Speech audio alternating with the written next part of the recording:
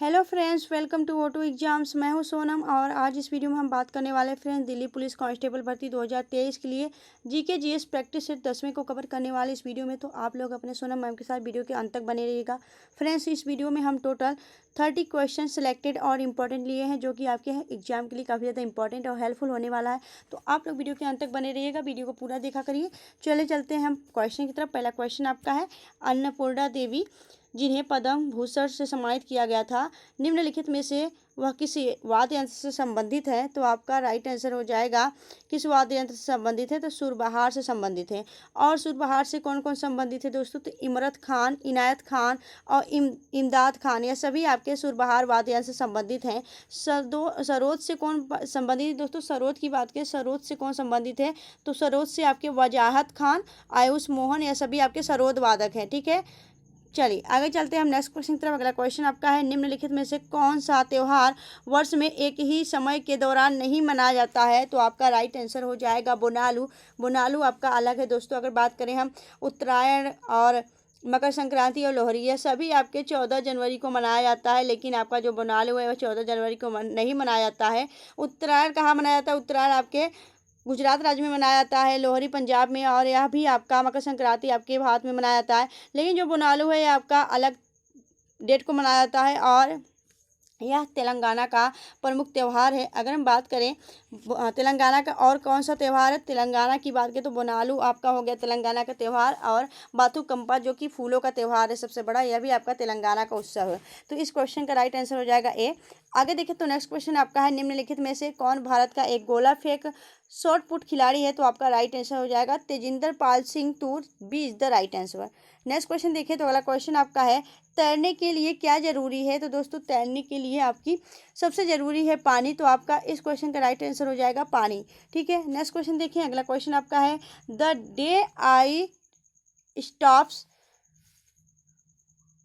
Drinking milk पुस्तक के लेखक कौन है? तो आपका राइट आंसर हो जाएगा सुधा मूर्ति। सुधा मूर्ति आपका राइट आंसर हो जाएगा। सुधा मूर्ति कौन है दोस्तों? सुधा मूर्ति हैं आपकी ऋषि सुनक की सासू माँ, याद रखिएगा, इनके द्वारा यह पुस्तक लिखी गई है। इनकी पुस्तक इंपॉर्टेंट है, याद रखिएगा।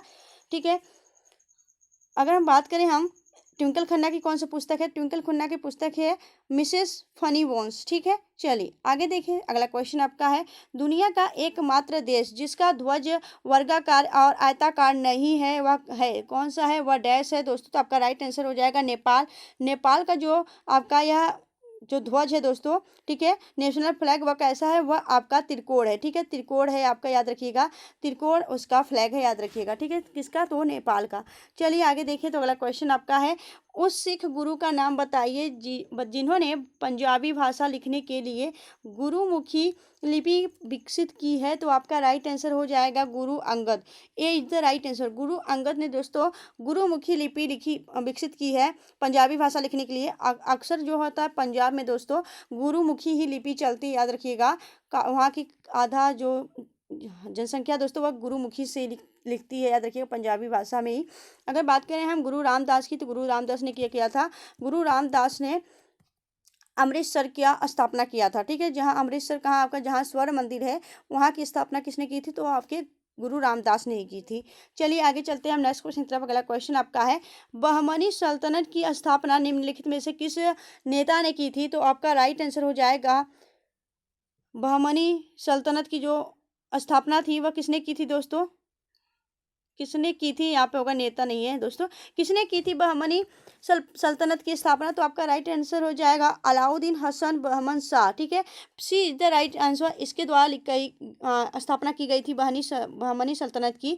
अगर बात करें इसकी जो और नाम कौन से हैं, तो इसके और नाम है जैसे हसन गंगू, जफर खान, या इसके और भी नाम है अलाउद्दीन हसन बहमन शाह के। ठीक है, इन्होंने बहमनी सल्तनत की स्थापना की थी किसके शासनकाल में? तो मोहम्मद बिन तुगलक के शासनकाल में 1347 में इसकी स्थापना की थी। ठीक है, और यह कहाँ पे स्थापना की थी दोस्तों? तो किस राज्य में की थी? तो कर्नाटक में ही की थी। ठीक है, इसकी स्थापना। चलिए चलते हैं हम आगे नेक्स्ट क्वेश्चन की तरफ। अगला क्वेश्चन आपका है, निम्नलिखित में से कौन विजयनगर साम्राज्य की राजधानियों में से एक थी? तो राइट आंसर हो जाएगा चंद्रगिरी। चंद्रगिरी इस क्वेश्चन का राइट आंसर हो जाएगा। यह विजयनगर राज्य की राजधानियों में से एक थी। ठीक है, अगर बात करें हम विजयनगर साम्राज्य की, तो विजयनगर साम्राज्य की स्थापना कब की गई थी? 1336 ईस्वी में की गई थी विजयनगर साम्राज्य की स्थापना। किसके शासनकाल में? तो यह भी मोहम्मद बिन तुगलक के शासनकाल में की गई थी। और जो विजयनगर साम्राज्य तो दोस्तों यह किस नदी के किनारे स्थित था? यह तुंगभद्रा नदी के किनारे स्थित था। और इसकी स्थापना किसने की थी? इसकी स्थापना हरियर और बुक्का ने की थी। ठीक है, हरियर बुक्का ने की थी। अगर बात करें विजयनगर साम्राज्य की, तो विजयनगर साम्राज्य की 4 राजधानियां थी। एक तो हम्पी कर्नाटक में थी, दूसरा पेनकुंडा आंध्र प्रदेश में था, तीसरा आपका चंद्रगिरी जो यहाँ पे है दोस्तों चंद्रगिरी में था, और दूसरा चौथा आपका वेल्लोर में था। इसकी 4 राजधानियां थी, याद रखिएगा। अगर हम बात करें जो आपका विजयनगर साम्राज्य है, इसका शक्तिशाली शासक कौन था? तो कृष्णदेव राय थे। ठीक है, याद रखिएगा। चलिए आगे चलते हैं नेक्स्ट क्वेश्चन की तरफ। अगला क्वेश्चन आपका है 1878 में किस वायसराय ने वर्नाकुलर प्रेस अधिनियम पेश किया था? तो राइट आंसर हो जाएगा आपका लॉर्ड लिंटन ने किया था, यानी वायसराय लिंटन ने इसको शुरुआत किया था। ठीक है, देसी भाषा जो आपका वर्नाकुलर प्रेस होता है दोस्तों, जैसे कि आपकी देसी भाषा स्थानीय भाषा होता है, और वर्नाकुलर प्रेस अधिनियम इसने ही पेश किया था आपका वायसराय लिंटन ने। और अगर बात करें इसको रोक किसने लगाया था? इसको रोक रिपन ने लगाया था। ठीक है, वायसराय रिपन ने इस पर रोक लगाया था। चलिए अगर हम बात करें कि आपका जो यह लिंटन है, इसने इसके शासनकाल में ही पहली नियमित जनगणना 1881 में हुई थी। ठीक है, 1881 में पहली आपकी नियमित जनगणना इसी के शासनकाल में हुई थी, याद रखिएगा। चलिए चलते हैं हम आगे नेक्स्ट क्वेश्चन की तरफ। अगला क्वेश्चन आपका है निम्नलिखित में से कौन भारत में संवैधानिक पद नहीं है? तो ठीक है दोस्तों, इसमें से कौन सा ऐसा पद है जो कि भारत के संविधान में उल्लेखित नहीं किया गया है? तो आपका राइट आंसर हो जाएगा option B solicitor. Solicitor general कौन है दोस्तों वर्तमान में? तो वर्तमान सॉलिसिटर जनरल है तुषार मेहता। और यह जो सॉलिसिटर का पद होता है यह आपके भारतीय संविधान में उल्लेखित नहीं किया गया है। सॉलिसिटर जनरल का क्या कार्य होता है दोस्तों? यह दूसरा वित्त अधिकारी होता है, याद रखिएगा। अगर हम बात करें राज्य का जो महाधिवक्ता होता है, ठीक है, राज्य का जो महाधिवक्ता होता है वह किस आर्टिकल के अंतर्गत है? तो यह आपके 165 के अंतर्गत आता है, आर्टिकल 165 के अंतर्गत। अटॉर्नी जनरल की बात करें, अटॉर्नी जनरल का पद आर्टिकल 76 में आता है। वर्तमान में अटॉर्नी जनरल कौन है? तो आर वेंकट रमणी हैं, याद रखिएगा। अगर हम बात करें महालेखा परीक्षक की, तो कैग कौन है दोस्तों? तो कैग है वर्तमान में जीसी मुर्मू। और कैग का पद किस में है दोस्तों? आर्टिकल 148 में आपके कैग का पद है। ठीक है, कैग का। चलिए दोस्तों आगे चलते हैं हम नेक्स्ट क्वेश्चन की तरफ। अगला क्वेश्चन आपका है भारतीय दंड संहिता की कौन सी धारा महिला की सहमति के बिना गर्भपात करने के अपराध से संबंधित है? तो आपका राइट आंसर हो जाएगा दोस्तों आपका आईपीसी धारा है। ठीक है, आईपीसी धारा यानी सेक्शन जो है आपका 1313 जो आपका सेक्शन है दोस्तों, 1313 जो सेक्शन है यह आपका राइट आंसर हो जाएगा। 1313 सेक्शन के अंतर्गत यह आपका अपराध है। अगर बात करें वही 1312 के अंतर्गत यह इसमें खुद महिला इसमें शामिल हो तो उसके लिए अपराध बताया गया है, याद रखिएगा। और जो आपका 1314 है इसमें आपके गर्भपात के दौरान मृत्यु हो जाने पर अपराध दिया गया है। ठीक है, याद रखिएगा। चलिए आगे चलते हैं। अगला क्वेश्चन आपका है विश्व की सतह का कुल कितना प्रतिशत भाग जल से ढका हुआ है? तो आपका राइट आंसर हो जाएगा 71%। 71% जो है आपका विश्व का जो सतह है, विश्व की सतह कुल आपके 71% है, जो 71% आपका पानी से ढका हुआ है। आपका मीठा जल की बात करें तो मीठा जल कितना है? तो मीठा जल की बात करें तो 2.5% आपका मीठा जल पीने योग्य है। खारा पानी की बात करें तो जो आपका खारा पानी है, खारा पानी आपका 97.4% है। और अन्य जल की बात करें तो अन्य जल आपका 0.1% है। ठीक है, चलिए आगे चलते हैं नेक्स्ट क्वेश्चन। तो अगला क्वेश्चन आपका है सरयू नदी किस नदी की सहायक नदी है? तो आपका राइट आंसर हो जाएगा सरयू नदी। सरयू नदी की बात करें तो सरयू नदी किस नदी की सहायक नदी है? तो शारदा नदी की सहायक नदी है। अगर हम बात करें शारदा नदी का अन्य नाम क्या है? तो शारदा नदी को अन्य नाम काली नदी या फिर काली गंगा भी कहा जाता है। ठीक है, अगर बात करें इसकी सहायक नदी कौन सी है? तो आपकी शारदा की जो आपकी सहायक नदी है वह है चमेली, धौला और गौरी, यह इसकी शारदा नदी की अन्य नाम है। ठीक है, अगर हम बात करें दोस्तों शारदा नदी पे एक विवाद भी है दोस्तों, जो कि आपका काला पानी विवाद। काला पानी विवाद की बात करें तो जो काला पानी विवाद है वह किन 2 देशों के बीच स्थित है? तो काला पानी जो विवाद है वह भारत और नेपाल के बीच है। ठीक है, भारत और नेपाल के बीच आपका काला पानी विवाद है, और काला पानी कहाँ पड़ता है आपका उत्तराखंड क्षेत्र में पड़ता है। ठीक है, चलते आगे हम नेक्स्ट क्वेश्चन की तरफ। अगला क्वेश्चन आपका है, निम्नलिखित में से किस राज्य की इंद्रावती नदी पर चित्रकूट झरना स्थित है? तो दोस्तों आपका राइट आंसर हो जाएगा चित्रकूट झरना इंद्रावती नदी पर किस राज्य में स्थित है? तो आपका राइट आंसर हो जाएगा छत्तीसगढ़। ठीक है, छत्तीसगढ़ में आपका इंद्रावती नदी पर चित्रकूट झरना स्थित है। और यहाँ पे कौन कौन से नेशनल पार्क स्थित हैं? तो दोस्तों Guru Ghasidas national park, Kanger national park और इंद्रावती नेशनल पार्क, ये सभी आपके छत्तीसगढ़ में ही स्थित हैं। ठीक है, अगर हम बात करें कि झारखंड में कौन सा जलप्रपात स्थित है, यानी झरना या फिर जलप्रपात, तो यह आपका हुंडरू जलप्रपात स्थित है, जो कि स्वर्णरेखा नदी पर स्थित है। ठीक है, चलिए आगे चलते हैं नेक्स्ट क्वेश्चन तक। अगला क्वेश्चन आपका है, निम्नलिखित में से किसे पृथ्वी के फेफड़े के रूप में भी जाना जाता है? तो आपका राइट आंसर हो जाएगा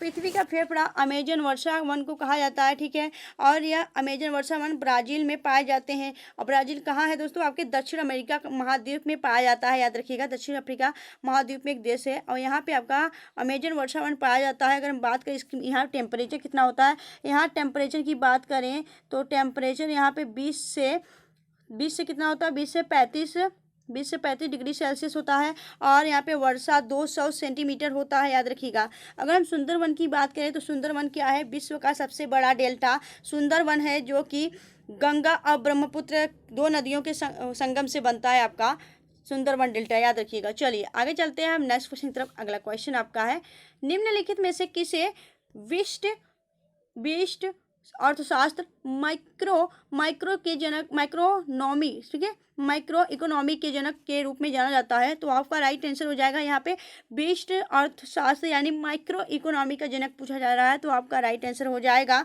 आपका राइट आंसर क्या हो जाएगा? तो आपका राइट आंसर हो जाएगा अल्फ्रेड मार्शल। ठीक है, आपका राइट आंसर हो जाएगा अल्फ्रेड मार्शल, जो कि डी ऑप्शन राइट आंसर हो जाएगा। अगर बात करें हम यहाँ पे विशिष्ट अर्थशास्त्र, ठीक है, अगर हम बात करें कि मैक्रो इकोनॉमिक यानी समिष्ट, ठीक है, समिष्ट अर्थशास्त्र के जनक कौन है, मैक्रो इकोनॉमी के जनक कौन है? तो इसका राइट आंसर हो जाएगा आपका कौन है? तो आपका राइट आंसर हो जाएगा जॉन मेनार्ड किंग्स इसके जनक माने जाते हैं। अगर हम बात करें आधुनिक अर्थशास्त्र के जनक कौन है, तो एडम स्मिथ आपके आधुनिक अर्थशास्त्र के जनक माने जाते हैं। ठीक है, ये सभी बातें आपको कन्फ्यूजिंग करती हैं, तो आप सब इसको क्लियर रखा करिए, जिससे कि आपके एग्जाम में किसी प्रकार का कन्फ्यूजिंग न क्रिएट हो पाए। ठीक है, चलिए आगे देखें। तो अगला क्वेश्चन आपका है, अधिवृक्क ग्रंथियां मानव शरीर में किस अंग में स्थित होती हैं? तो आपका राइट आंसर हो जाएगा जो अधिवृक्क ग्रंथियां हैं यह आपके वृक्क यानी आपके किडनी में उपस्थित होती हैं। जो आपकी अधिवृक्क ग्रंथियां होती हैं यह हार्मोन्स का उत्पादन करती हैं। ठीक है, अगर हम बात करें दोस्तों, जो आपके किडनी का विशेषज्ञ होता है उसे क्या कहते हैं? तो नेफ्रोलॉजिस्ट कहते हैं। ठीक है, नेफ्रोलॉजिस्ट कहते हैं आपको किसको? किडनी के विशेषज्ञ को। ठीक है, अगर हम बात करें किडनी क्या काम करता है, किडनी जो होता है आपके ब्लड को छानने का काम करता है। आपने डायलिसिस विधि सुना होगा, डायलिसिस विधि या फिर अपौहन विधि होता है। यह क्या करता है दोस्तों? इसके द्वारा रक्त की साफ करने की प्रक्रिया को कहा जाता है आपका डायलिसिस। ठीक है, चलिए चलते हैं आगे नेक्स्ट क्वेश्चन तरफ। अगला क्वेश्चन आपका है, एशियाई शतरंज महासंघ AFC ने किस भारतीय ग्रैंड मास्टर को प्लेयर ऑफ द ईयर 2023 पुरस्कार से सम्मानित किया है? तो आपका राइट आंसर हो जाएगा ऑप्शन सी, डी कुकरेश। ठीक है, डी कुकरेश को दिया गया है आपका क्या? तो grand master of player of the years 2023। ठीक है, चलिए आगे देखें। तो अगला क्वेश्चन आपका है, हाल ही में सीमा सुरक्षा बल BSF ने किस नाम से अपना मोबाइल ऐप लॉन्च किया है? तो राइट आंसर हो जाएगा जो आपका BSF है दोस्तों। BSF की बात करें तो BSF ने प्रहरी नाम से अपना मोबाइल ऐप लॉन्च किया है। अगर बात करें BSF की, तो BSF भारत और पाकिस्तान सीमा पर स्थित होता है। इसकी बात करें तो यह इसकी जो स्थापना हुई थी, यह 1965 में इसकी स्थापना की गई थी, और जो इसका मुख्यालय है वह आपके नई दिल्ली में स्थित है। ठीक है, चलिए आगे चलते हैं। नेक्स्ट क्वेश्चन है आपका, रिंगित किस देश की मुद्रा है? तो रिंगित जो है दोस्तों यह आपके मलेशिया की मुद्रा है आपकी रिंगित। और मालदीव क्या है? मालदीव की है आपकी रुपया। थाईलैंड की क्या है? थाईलैंड की है आपका थाई भात। ठीक है, भात ही है यहाँ का। अगर बात करें अर्जेंटीना का पेसो है। ठीक है, चलिए आगे चलते हैं नेक्स्ट क्वेश्चन तरफ। अगला क्वेश्चन आपका है, भारत में सैंडलवुड किस शहर का उपनाम है? तो दोस्तों सैंडलवुड किस शहर का उपनाम है? तो आपका राइट आंसर हो जाएगा यह मैसूर को कहा जाता है, ठीक है। मैसूर, कर्नाटक के मैसूर को क्या कहा जाता है, आपका सैंडलवुड कहा जाता है, याद रखिएगा। यहाँ पे छोटे छोटे उद्योग हैं आपके चंदन के, और चंदन के इन छोटे उद्योगों के लिए इसे क्या कहा जाता है, सैंडलवुड शहर कहा जाता है, याद रखिएगा। अगर बात करें हम बेंगलुरु को क्या कहा जाता है, बेंगलुरु को सिलिकॉन सिटी कहा जाता है, भारत का गोल्डन सिटी भी कहा जाता है, और इसे अंतरिक्ष सिटी भी कहा जाता है। अंतरिक्ष सिटी क्यों कहा जाता है, क्योंकि यहाँ पे 1969 में क्या किया गया था, इसरो की स्थापना की गई है, और इसरो क्या है, आपकी अंतरिक्ष एजेंसी है, और इसलिए इसे अंतरिक्ष का शहर कहा जाता है, अंतरिक्ष सिटी कहा जाता है, ठीक है। इसका मुख्यालय कहाँ इसरो का है, तो इसरो का जो मुख्यालय है वह आपके बेंगलुरु में ही स्थित है, ठीक है, ठीक है, याद रखिएगा। आगे चलते हैं हम नेक्स्ट क्वेश्चन तरफ। अगला क्वेश्चन आपका है,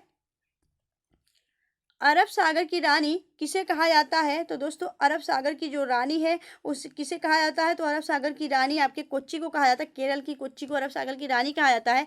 वहीं अगर हम मदुरई की बात करें तो मदुरई को क्या कहा जाता है, मदुरई का पूर्व का एथेंस तथा त्योहारों का शहर भी कहा जाता है मदुरई को, ठीक है। सिटी ऑफ फेस्टिवल किसे कहा जाता है, आपके मदुरई को कहा जाता है। जमशेदपुर को क्या कहा जाता है, जमशेदपुर को कहा जाता है आपका स्टील सिटी ऑफ इंडिया, ठीक है, steel city of India Jamshedpur को कहा जाता है, ठीक है। अगर हम बात करें मैंगलोर को क्या कहा जाता है, तो मैंगलोर को क्या कहा जाता है दोस्तों, मैंगलोर को आइसक्रीम सिटी ऑफ इंडिया कहा जाता है, व्यंजनों का शहर कहा जाता है, ठीक है। चलिए आगे चलते हैं हम नेक्स्ट क्वेश्चन तरफ। अगला क्वेश्चन आपका है, विश्व मानवाधिकार दिवस कब मनाया गया, तो आपका राइट आंसर हो जाएगा 29 अगस्त को मनाया गया विश्व मानवाधिकार दिवस। अगर वही बात करें हम या किसके द्वारा मनाया गया, तो जो आपका विश्व मानवाधिकार दिवस मनाया गया यूएनओ द्वारा मनाया गया। पहली बार कब मनाया गया था, तो पहली बार इसे 2009 में मनाया गया था, ठीक है। अगर हम बात करें 19 अगस्त को और क्या मनाया जाता है, तो वर्ल्ड फोटोग्राफी दिवस भी आपका मनाया जाता है, ठीक है। बात करेंगे हम 19 सितंबर को क्या मनाया जाता है, 19 सितंबर की बात करें तो 19 सितंबर को आपका अंतर्राष्ट्रीय लोकतंत्र दिवस मनाया जाता है, याद रखिएगा। और क्या मनाया जाता है, तो राष्ट्रीय अभियांत्रिकी दिवस भी मनाया जाता है, ठीक है। चलिए आगे देखें, अगला क्वेश्चन आपका है, मुस्लिम महिला अधिकार दिवस कब मनाया जाता है, तो आपका राइट आंसर हो जाएगा जो मुस्लिम महिला अधिकार दिवस है यह आपके 1 अगस्त को मनाया जाता है। अगर वही बात करें हम 7 अगस्त को क्या मनाया जाता है, तो 7 अगस्त को राष्ट्रीय हथकरघा दिवस और भाला फेंक दिवस भी मनाया जाता है, ठीक है। 29 अगस्त की बात करें तो 29 अगस्त को आपका खेल दिवस मनाया जाता है, और मेजर ध्यानचंद के जन्म दिवस पर खेल रत्न दिवस मनाया जाता है। मेजर ध्यानचंद क्या थे दोस्तों, आपके हॉकी के जादूगर कहा जाता था, और यह आपके इलाहाबाद से संबंधित थे, ठीक है। अगर वही बात करें हम 12 अगस्त की, तो 12 अगस्त को क्या मनाया जाता है, 12 अगस्त को अंतर्राष्ट्रीय युवा दिवस मनाया जाता है। अगर हम बात करें राष्ट्रीय युवा दिवस कब मनाया था, तो 12 जनवरी को मनाया था, स्वामी विवेकानंद जी के जन्म दिवस पर, ठीक है। यह सभी बातें आपको क्लियर रखनी है, याद रखनी है। चलिए चलते हैं हम आगे नेक्स्ट क्वेश्चन तरफ। अगला क्वेश्चन आपका है, अल्लूरी सीताराम राजू भारत के किस राज्य के आदिवासी स्वतंत्रता सेनानी थे, तो आपका राइट आंसर हो जाएगा यह आंध्र प्रदेश के अल्लूरी सीताराम राजू यह आपके आदिवासी स्वतंत्रता सेनानी थे, याद रखिएगा। चलिए चलते हम आगे नेक्स्ट क्वेश्चन तरफ। अगला क्वेश्चन आपका है, प्रोजेक्ट एलिफेंट भारत में डैश प्रोजेक्ट एलिफेंट भारत में वर्ष डैश में शुरू किया गया था, तो आपका राइट आंसर हो जाएगा जो प्रोजेक्ट एलिफेंट है वह आपका 1992 में स्थापित किया गया था, याद रखिएगा, ठीक है, 1992 में। अगर हम बात करें वहीं कस्तूरी जो मृग है, कस्तूरी मृग या फिर हंगुल, या दोनों का जो आपका स्थापना किया गया था प्रोजेक्ट हंगुल प्रोजेक्ट कस्तूरी मृग का, तो 1970 में किया गया था, ठीक है। अगर बात करें प्रोजेक्ट कछुआ, ठीक है, प्रोजेक्ट जो टर्टल था प्रोजेक्ट कछुआ या 1975 में किया गया था, ठीक है, याद रखिएगा। चलिए चलते हम आगे नेक्स्ट क्वेश्चन तरफ। अगला क्वेश्चन आपका है, आलू पोस्तो निम्नलिखित में से किस भारतीय राज्य का पारंपरिक व्यंजन है, तो आलू पोस्तो जो है दोस्तों यह आपके पश्चिम बंगाल का एक पारंपरिक व्यंजन है, ठीक है, याद रखिएगा। अगर हम बात करें कि यूके यानी उत्तराखंड का क्या है, उत्तराखंड का काफली है, ठीक है, हरियाणा का चूरमा है, गुजरात का हांडबो है, और राजस्थान का भटोग पारंपरिक व्यंजन है, ठीक है, और हलीम जो है वह तेलंगाना का पारंपरिक व्यंजन है। और अगर बात करें बिहार की, तो बिहार की जो बाटी चोखा है यह आपका पारंपरिक व्यंजन है, यह सभी याद रखिएगा। चलिए आगे चलते हैं नेक्स्ट क्वेश्चन तरफ। अगला क्वेश्चन आपका है, अगला क्वेश्चन आपका महामहाम, ठीक है, महामहायम, ठीक है, महामहायम उत्सव किस राज्य का प्रसिद्ध त्योहार है? तो आपका राइट आंसर हो जाएगा यह आपके तमिलनाडु का प्रसिद्ध त्योहार है। ठीक है, अगर हम बात करें वहीं हिमाचल प्रदेश का कौन सा प्रसिद्ध त्योहार है, तो हिमाचल प्रदेश का गोचा और लावी। ठीक है, और अगर हम बात करें उत्तराखंड का हरेला एक उत्सव है। ठीक है, चलिए आगे देखिए, अगला क्वेश्चन आपका है महामस्तका अभिषेक महोत्सव किस राज्य से संबंधित है? तो महामस्तका जो महोत्सव है वह किस राज्य से संबंधित है? तो राइट आंसर हो जाएगा यह आपके कर्नाटक से संबंधित है। ठीक है, और इसके अलावा और कौन सा कर्नाटक में महोत्सव मनाया जाता है? तो कंबाला महोत्सव, जो कि फासों का दौड़ है। ठीक है, और वेड़ामुड़ी यह भी यहीं पे मनाया जाता है। ठीक है, यह सभी आपके कर्नाटक से संबंधित महोत्सव हैं। तो दोस्तों हमने टोटल इस वीडियो में सेलेक्टेड इंपॉर्टेंट 30 क्वेश्चन कंप्लीट किए हैं, जो कि आपके एग्जाम के लिए इंपॉर्टेंट है। तो दोस्तों अगर आपको वीडियो अच्छी लगी हो, हेल्पफुल लगी हो, अपने सोनम मैम की मेहनत अच्छी लगी तो प्लीज़ वीडियो को लाइक और चैनल को सब्सक्राइब जरूर करें फ्रेंड्स, और इस वीडियो को ग्रुप में शेयर कर दिया करिए, जिससे भी और भी लोगों के पास पहुँचे और भी लोग अपनी कंटिन्यू प्रिपरेशन कर सकें। फ्रेंड्स मिलेंगे आपसे नेक्स्ट वीडियो में ऐसे ही बेस्ट कंटेंट्स के साथ नेक्स्ट वीडियो में, तब तक के लिए bye bye and take care.